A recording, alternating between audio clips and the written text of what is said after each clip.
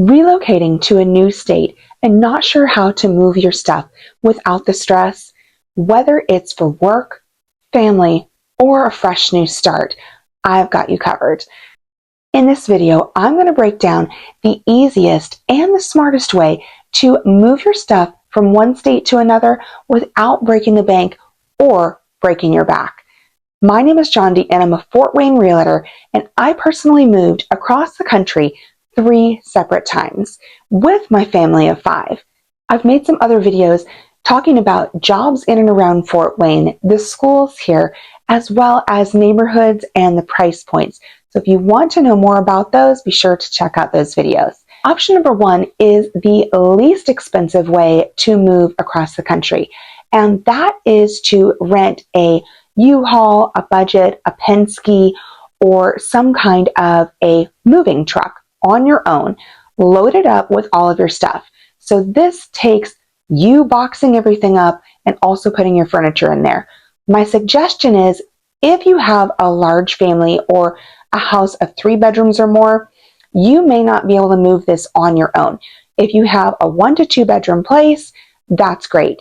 One way that we did it as a family of 5 was we pared down to the bare minimum. We sold a lot of our items on a garage sale as well as Facebook Marketplace. So all furniture and things like that had to go. So we took those items with us. That we were able to stick into a U-Haul, and then one of us drove one vehicle and then the other vehicle we towed that U-Haul with. So you can manage 2 vehicles and drive across the country if that's within your capacity. This is one of the cheapest ways to do it, but there is the most amount of work and the most amount of time. You've got to be able to budget driving across the country, running into any unforeseen circumstances with the vehicles that you have, whether they get a flat tire or you have battery issues or other mechanical things going on. Budget a time frame to get you there and give you at least 2 to 3 buffer days so that you can arrive on time and not be stressed out. No matter which way you choose to move across from state to state, I would definitely be sure to take on this pro tip.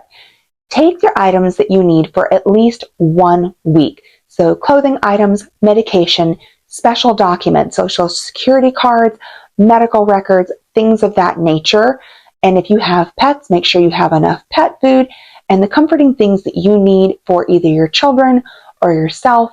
Have those items at the ready. Keep those in the vehicle or the suitcases or boxes that you have really close at hand. Use those when you get to your new location, and this way you have a lot less to worry about if your items take longer to get to where you need to be in the end. Vehicles is another one of those moving parts that you may not think about. One way that we did it was driving. The second time that we moved across the country, we decided that we did not want to drive. So we actually shipped our vehicle. We sold one of them and shipped the other one from Seattle, Washington to Fort Wayne, Indiana. It is very important to find a good shipping company. I cannot stress enough looking for recommendations. Ask people in the area. See who has moved before in that region. Find out what kind of reviews the company has and then go across those recommendations. And definitely stick with recommendations from people that you know. If you don't know people in the area, find people on Facebook or Instagram, friend them, and then find other people who have connections, who have done this before. If you keep searching hard enough, you will find somebody. But always give yourself that leeway of 2 to 3 days. You never know how long it will take to get your vehicle from point A to point B. The cost definitely varies from one company to another. Now, when we moved a few years back, it was around $500 to move one vehicle from Seattle to Fort Wayne. It depends on where you're moving to and what route they have to take and what company you are using. We ended up shipping a vehicle from the Fort Wayne area all the way over to the West Coast. So like California area, that one cost quite a bit more. It was closer to $1,300. Definitely well worth the money in terms of how long it would have cost us to drive across the country, stay in hotels, the food expense, and everything else, and the time off of work. So take those things into consideration. pro tips for shipping a vehicle across the country is make sure you take pictures of your vehicle from all sides as well as a video. You're going to need this when you pick up your vehicle to make sure there's been no damage done. You also want to make sure that you don't fill your vehicle with a lot of valuable things. As you take all of this into consideration, be sure to add up the costs and see if it's really worth it for you to ship your vehicle or to just drive it across the country yourself. Do what's best for you. Option number 2, you can look into U-Haul or U-Pack boxes or pods, things of that nature. Those are those big containers, those smaller sized ones like this, and you can fill those up. It helps to declutter. So this way you're not packing extra things that you don't need to. With the U-boxes or the pods, you are able to keep more furniture and larger items, and you can have these shipped across the country. The nice thing about this is you can put them in your driveway and fill them up at your leisure. You do have to pay for when they get dropped off, and then the company will come and pick them up at a certain date and time and then have them shipped to the next location. There was one snafu when we arrived at one of our locations. Unfortunately, they got the boxes to the U-Haul place, which was 15 minutes from where our home was, but they couldn't get them down the street to our house. So we ended up renting a U-Haul pickup truck and hitching it up to the trailer and bringing one U-box at a time to our new house and unloading it.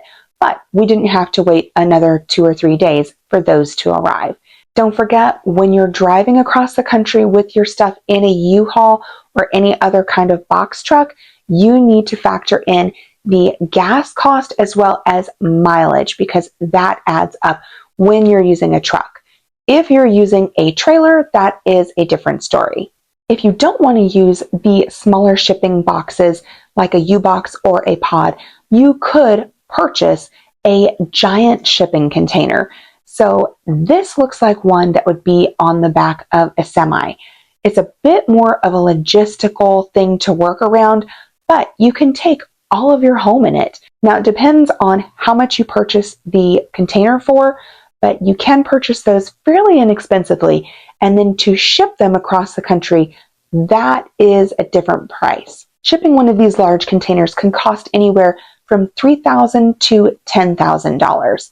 It just depends on what works best for you, but that is an option. Option number 3, and this is the final option that I have come up with. This is to actually hire a company to do all of the heavy lifting and the heavy moving for you. You can hire a company to do it all.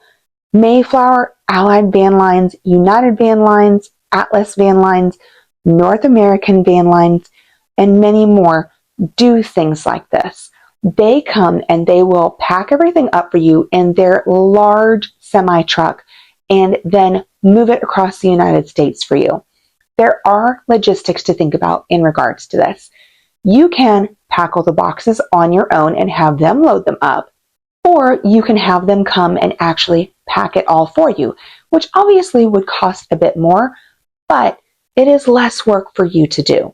As always, with every single option, you need to buffer in a few extra days with or without all of your items, because sometimes there is different delays when shipping things across the US or from state to state. Now, when you use one of these bigger companies and you have a smaller place, so let's say you have a 1 to 2 bedroom apartment versus a 3 to 4 bedroom home, you are probably going to be packed in with another person's items.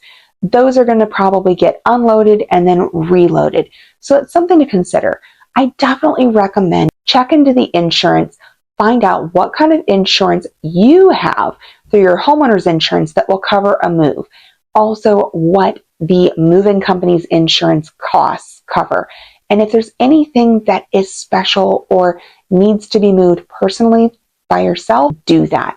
It is so important not to have valuables that you cannot replace missing or broken. My last pro tip is to have a list. Mark your boxes. Remember, how many kitchen boxes did you have? How many living room boxes did you have? Mark those down. If you want to get really detailed, you can write down some of the important things that are in those boxes. So kitchen number 1, kitchen number 2, kitchen number 3. Maybe you write down that in kitchen box number 3, have your KitchenAid mixer or have the toaster. Those things are important to know for when you're unloading, especially if it's been 2 weeks since you've seen your items. You may forget what you have. The best advice that I have to give is think about how much time and energy you're going to be spending during this move. Where is it best to invest your time and energy? If it is in getting rid of items so that you have less to ship in a more efficient way for you, then do that. If not, it's definitely worth spending the money to have those items shipped and moved. Do what works best for you. Stick to that and you can't go wrong. If you have any other questions about moving or are curious to know more about Fort Wayne, be sure to drop me a comment or connect with me on social media.